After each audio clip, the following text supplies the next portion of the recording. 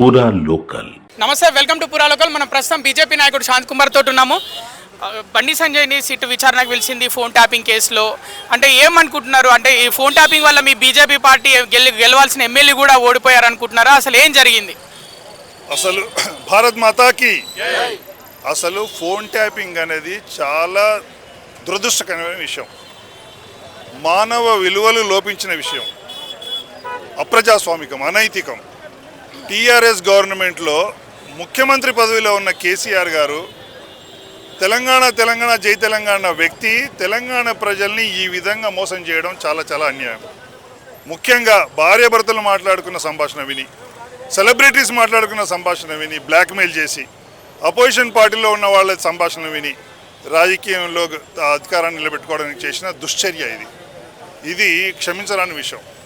ప్రజాస్వామ్యాన్ని రక్షించాలనుకునే ప్రతి ఒక్క పౌరుడు దీన్ని ఖండించాలి. తర్వాత ఈరోజు ఇక్కడ భారతీయ జనతా పార్టీ కార్యకర్తలందరూ ఎందుకు వచ్చారంటే, బండి సంజయ్ అయిన సిట్టు వాళ్ళు స్టేట్మెంట్ కొరకు పిలిచిన సందర్భాన వచ్చి ఒకటే డిమాండ్ చేస్తున్నారు.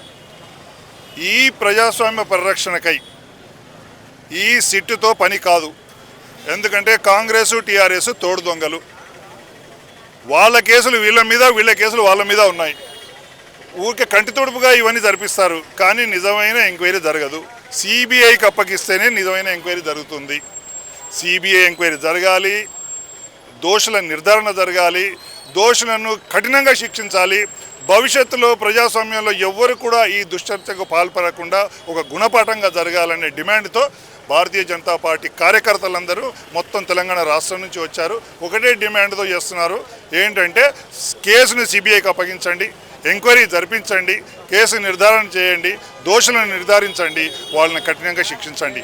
ఇదే భారతీయ జనతా పార్టీ యొక్క డిమాండ్. ఎందుకంటే భారతీయ జనతా పార్టీ కేవలం ఎన్నికలు గెలవడానికి పనిచేయదు, సమాజం కొరకు పనిచేస్తుంది. సమాజంలో సామరస్యత, శాంతి ఉండాలి, ప్రజాస్వామ్య పరిరక్షణ ఉండాలి.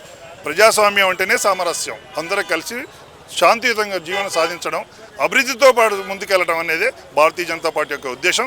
కాబట్టి ఈ దుశ్చర్యను ఖండించడానికే ఇక్కడ భారతీయ జనతా పార్టీ కార్యకర్తలందరూ కూడా ఒక్క దగ్గరికి వచ్చారు, ఒక్క తాటి మీద డిమాండ్ చేస్తున్నారు. ఈ కాంగ్రెస్ ఈ కంటి తోడుపు చర్యలు చేయకుండా సిఐటిని పక్కన పెట్టి సిబిఐకి అప్పగిస్తేనే కేంద్ర ఏజెన్సీ కాబట్టి నిష్పక్షపాతంగా అది ఎంక్వైరీ జరుగుతుంది, దోషులను నిర్ధారిస్తుంది, శిక్ష విధిస్తుంది. కాబట్టి అది మేము డిమాండ్ చేస్తున్నాం. ఆ డిమాండ్ ప్రకారంగా తప్పకుండా వీళ్ళు సిబిఐకి అప్పగించేదాకా ఊరుకోం. ఇలాంటి కార్యక్రమాలు ఇంకా ఫ్యూచర్లో ఎన్నో చేస్తాం. భారత్ మాతాకి జై. ప్రభుత్వ అధికారులను ఇలా రాజకీయంగా అంటే ఇలా ఫోన్ ట్యాపింగ్ని అంటే మామూలు ఇంటెలిజెన్స్ ఏదైనా అరాచక శక్తులు ఏమన్నా దుశ్చర్యలు చేస్తాయని వాడుకుంటారు, కానీ ఇలా రాజకీయ నాయకుల ఫోన్ ట్యాపింగ్ని వాడుకోవడాన్ని ప్రభుత్వ అధికారుల గురించి ఏం చెప్పాలనుకుంటున్నారు?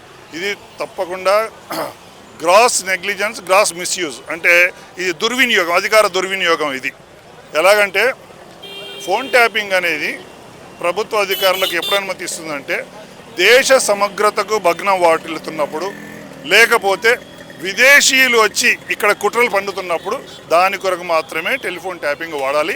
అది కూడా కేంద్ర ప్రభుత్వ అనుమతితో వాడాలి.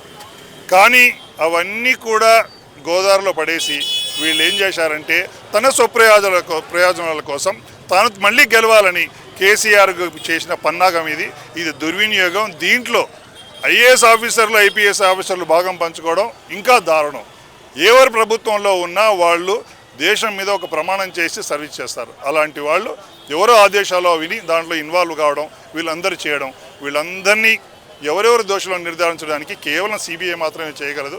కాబట్టి సిబిఐకి కేసు అప్పగించాలనేదే మా డిమాండ్. ఫోన్ ట్యాపింగ్ జరగకపోతే మీరు మరికొన్ని సీట్లు గెలుస్తున్నారా 2023 అసెంబ్లీ ఎన్నికల్లో? అసలు గెలుపోవటంలో పక్కన పెడితే అసలు ఫోన్ ట్యాపింగ్ అనేది అసలు మానవ విలువలకు లోపించిన విషయం, అనైతికం. గెలుపు అనేది దైవాధీనములు. అది ఎలాగో మనం గెలుస్తామో మన మంచి పనులు చూసి గెలుస్తారు. మొన్న జరిగిన ఎలక్షన్లలో కేసీఆర్ యొక్క అవినీతిని భరించలేక జనం కోపంతో కాంగ్రెస్ ఓటేసి గెలిపించారు. అంతే, కాంగ్రెస్ మంచి పని చేసినందుకు ఏం గెలవలేదు. ఇది కోపం, ఒక భావోద్వేగం వల్ల గెలిచారు కాంగ్రెస్ వాళ్ళు. కాబట్టి టీఆర్ఎస్ దుశ్చర్యను ప్రజలు గమనించారు, కానీ వాళ్ళకి శిక్ష కూడా పడాలి, తప్పించుకోకూడదు. కాబట్టి మేము ఈ కేసును సిబిఐకి ఇవ్వాలని డిమాండ్ చేస్తున్నాం. మరోవైపు చూసుకుంటే అటు బీఆర్ఎస్ నేతలు, మాజీ ఎమ్మెల్యేలు వచ్చి మీ బీజేపీలో జాయిన్ అవుతున్నారు.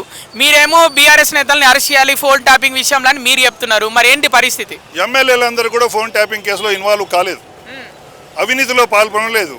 చాలామందిని అసలు కేసీఆర్ను ఎమ్మెల్యేలు కలిసే పరిస్థితే లేదు వాళ్ళ గవర్నమెంట్లో. కేవలం కుటుంబమే, కేసీఆర్, కేటీఆర్, కవిత, హరీష్ రావు వీళ్ళే నడిపించారు ప్రభుత్వం అంతా.